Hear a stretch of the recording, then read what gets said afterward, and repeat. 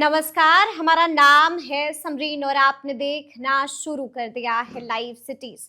देखिए, सुबह के 8:30 बज रहे हैं और आप देख रहे हैं लाइव सिटीज का विशेष कार्यक्रम सुबह की चाय।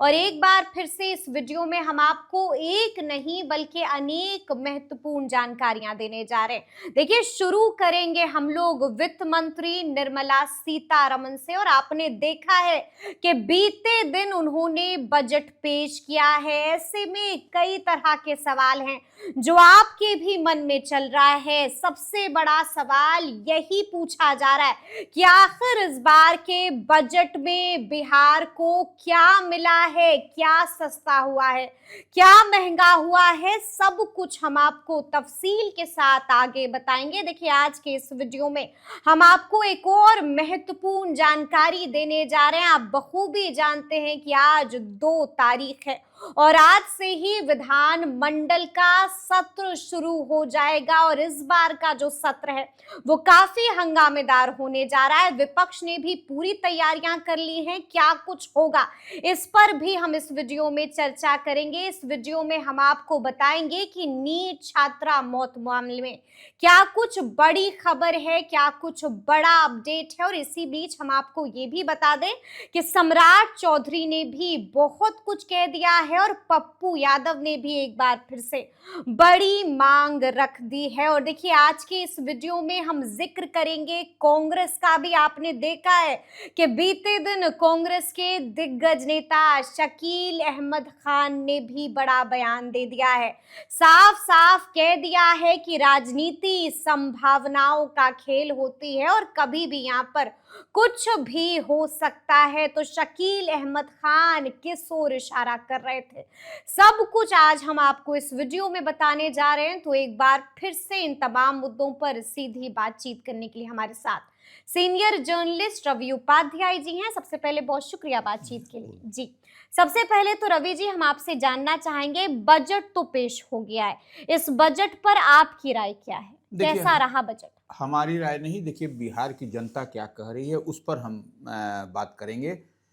बिहार की जनता जो केंद्रीय बजट है जिसको वित्त मंत्री निर्मला सीतारमण ने पेश किया लोकसभा में, तो आप उसको कह रहा है, बिहार की जनता का कह रहा है नीरस और कोई बेकायदा माने बेफायदा वाला बजट है। बिहार को इस बजट में कोई तोहफा नहीं, कुछ नहीं, बिहार के लिए जिक्र ही नहीं है। तो ये एक बड़ी बात है। और पटना का जिक्र हुआ 2 बार। देखिए, पटना का जिक्र हुआ, लेकिन पटना की आम आवाम या मिडिल क्लास या लोअर मिडिल क्लास को इस बजट में क्या लाभ मिला? अगर यदि आप देखिए, हाँ ठीक है, जो कैंसर की दवा सस्ती हुई, लेकिन अब एक डायबिटिक मधुमेह की दवा के बारे में भी कहा जा रहा है, वह भी सस्ती हुई। तो खैर, अब ये तो क्लियरिटी के साथ आएगा क्या सस्ता क्या महंगा। लेकिन 2 बार आप जिक्र की बात कह रही हैं, तो एक जो है सो शिप जो है, जो जहाज है, उसकी मरम्मती पटना और वाराणसी, बिल्कुल वाराणसी नरेंद्र मोदी प्रधानमंत्री का कॉन्स्टिट्यूएंसी है जो उत्तर प्रदेश में है, वहां और पटना में एक सेंटर बनेगा। तो यह एक बड़ी बात दिखाई पड़ रही है। लेकिन उससे आम आवाम को क्या होगा, इसको समझने वाली बात है। अब जैसे आवश्यक उपभोक्ता सामग्री की हम बात कर रहे हैं, तो आवश्यक उपभोक्ता सामग्री में तो और रोजमर्रे की जो इस्तेमाल होने वाली चीज, उसमें तो दर में जो जीएसटी की हम लोग बात करते हैं, तो वह जीएसटी में तो कुछ नहीं घोषणा किया गया। तो ऐसे में लोग कह रहे हैं कि ये तो हम लोग कोई जो महंगाई है, जो उससे तो कोई राहत नहीं है। तो ये अब देखिए, जो घरेलू गैस है, घरेलू गैस में भी कोई राहत नहीं है। तो ये, और मेडिसिन में भी कोई राहत नहीं। जो हम लोग क्या चाहते हैं कि अस्पताल जाए कोई आदमी, मिडिल और लोअर मिडिल क्लास का व्यक्ति, तो उसको भी राहत मिले। अब सबके पास तो वह कार्ड नहीं है। और उस कार्ड का जो प्रधानमंत्री का जो कार्ड है स्वास्थ्य वाला, उससे भी बहुत लोगों को नहीं, आयुष्मान कार्ड उससे भी सबके पास में नहीं है। तो ये कुछ न कुछ राहत, और बुजुर्गों के लिए क्या, ये इनकम टैक्स स्लैब में क्या, बिल्कुल। तो ये तो रोहिणी मिडिल क्लास को क्या तो देखिए, ये रोहिणी आचार्य जो लालू प्रसाद यादव की बिटिया हैं, अब कहिएगा धमाकेदार ट्वीट कर दिया है, तुरंत घेरा है। क्या कह रही थी रोहिणी आचार्य? नहीं, वही कह रही है कि नया लेबल नया है, अच्छा, और पुराने चीज को ही परोसा गया है। तो ये सबसे बड़ी बात है। और ठीक कह रही हैं, वही कुछ दिखाई, पुरानी चीज की नई पैकेजिंग कर दी गई है। बिल्कुल यही कह रही हैं। यही हुआ है। कुछ देखिए, कुछ इसमें आपको अब क्या है, तो हम अब जैसे सस्ते बिल्कुल सस्ता क्या हुआ है, महंगा क्या हुआ है, ये भी हम आपसे जानना चाहेंगे। कैंसर की दवा सस्ता ठीक हुई बात, हाँ। है, माइक्रोवेव ओवन ये सस्ता हुआ है, और विदेश घूमना सस्ता हुआ है। सस्ता हो गया है ये जी। इससे जो मिडिल क्लास और लोअर मिडिल क्लास को इससे क्या है लाभ, यही बिहार की जनता जानना चाह रही है। अब लेकिन तब है कि थोड़ा सा, अब जैसे महंगा क्या हुआ है? हाँ, अब सस्ता और महंगा देख बिल्कुल लीजिए। बिल्कुल अब देखिए महंगा, आपको विदेशी सामान महंगा हो गया। महंगा हो गया तो है। विदेशी सामान महंगा होना, विदेशी सामान कितने लोग इस्तेमाल करते हैं, यही तो समझना है। और बिहार आप देखिए किस किस दौर से गुजर रहा है, तो ऐसे में समझना पड़ेगा। हालांकि कई जो एनडीए के बड़े और कद्दावर नेता हैं, उनका दावा है कि इस बार जो है सो समावेशी विकास की बात कही गई है। बिहार में इस बार जो है सो जो नया जो बजट पेश किया है, बिहार के मानक विकसित भारत का ये बजट है, क्या आपको भी ऐसा लगता है? देखिए निश्चित रूप से अब जो नित्यानंद राय जो कह रहे हैं, जी। केंद्रीय गृह राज्य मंत्री कह हाँ, रहे हैं, वह कह रहे हैं कि ये जो हाई स्पीड रेल कॉरिडोर का जो का समेत अन्य जो महत्वपूर्ण योजनाओं की जो घोषणा की गई है, उससे रोजगार और कनेक्टिविटी और औद्योगिक विकास कई गुना बढ़ेगा।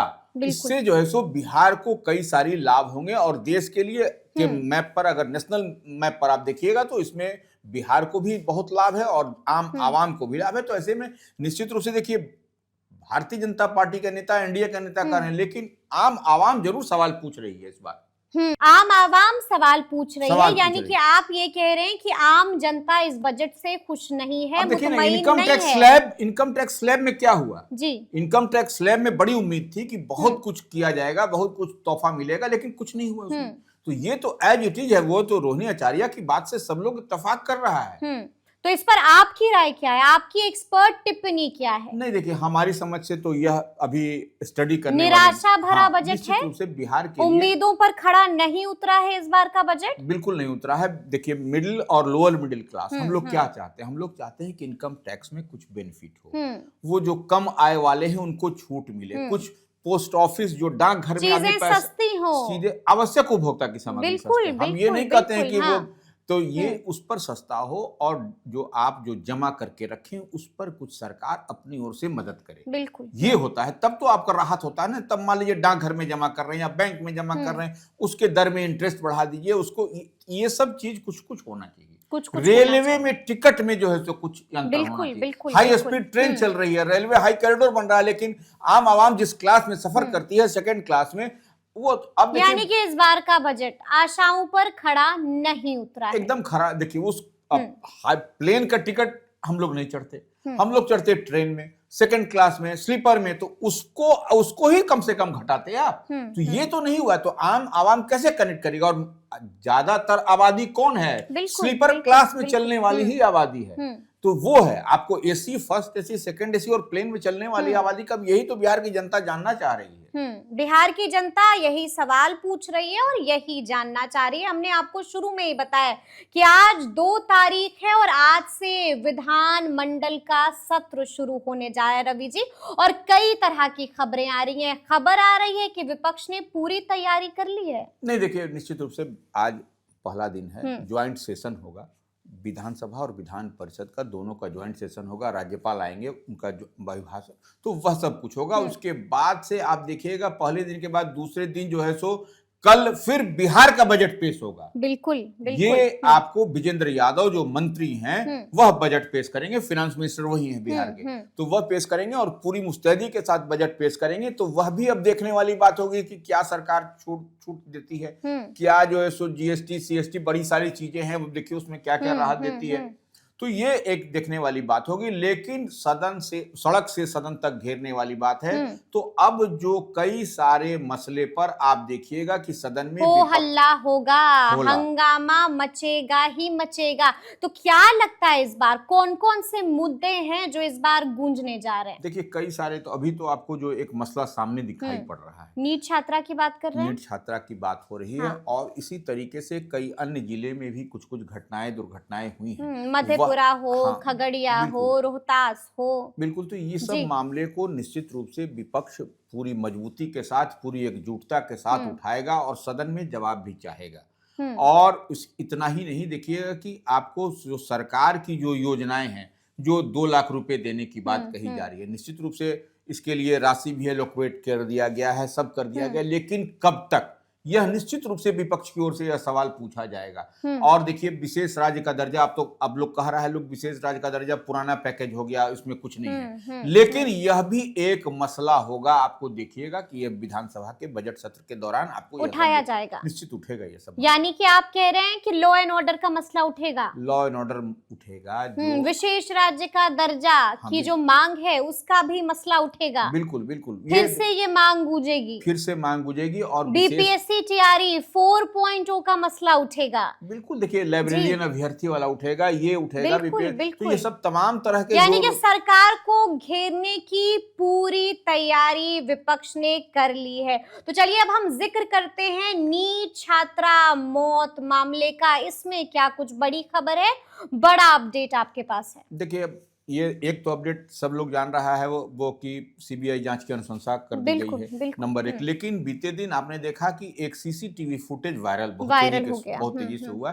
उसमें हॉस्टल की जो नीट छात्रा थी, हॉस्टल के अंदर कमरे में सोई हुई है, उसको उठा करके लोग ले जा रहे हैं अस्पताल की ओर या इलाज के लिए। बिल्कुल तो ये दिखाई पड़ रहा है। एक उसमें पुरुष है जो उसे करके उठाए हुए, 2-3 महिलाएं हैं, अब लड़की है, कौन है वह एक ये है। लेकिन अब उसके बाद से यही जो है सो परेशानी है कि ये अब इतने दिन बाद ये सीसीटीवी फुटेज कैसे आया। ये 6 जनवरी का सीसीटीवी का बताया जा रहा है, 6 जनवरी का, और तारीख आज कितनी है इसको आप देख लीजिए। और बीते दिन ये वायरल हो रहा है, तो अब तक ये सीसीटीवी फुटेज कहाँ था, ये तो मामला बनता है। तो ये निश्चित रूप से अब आपको गृह मंत्री हैं बिहार के सम्राट चौधरी, उन्होंने भी बड़ा बयान दे दिया है। एक तरीके से पल्ला झाड़ लिया ना उन्होंने। क्या कहा उन्होंने बोला कि ये पुलिस से पूछिए। हाँ। ये मामला अगर यदि कोई पूछता है तो देखिए पुलिस से तो पूछेगा ही, अब पुलिस से भी अब नहीं, अब तो सीबीआई से पूछा जाएगा। तो समझिए कि बिहार पुलिस ने पल्ला ही झाड़ लिया। हाँ, बिल्कुल, और ये अब जो जिस दिशा में, जिस डायरेक्शन में काम हो रहा था, अब ये उसका तुरंत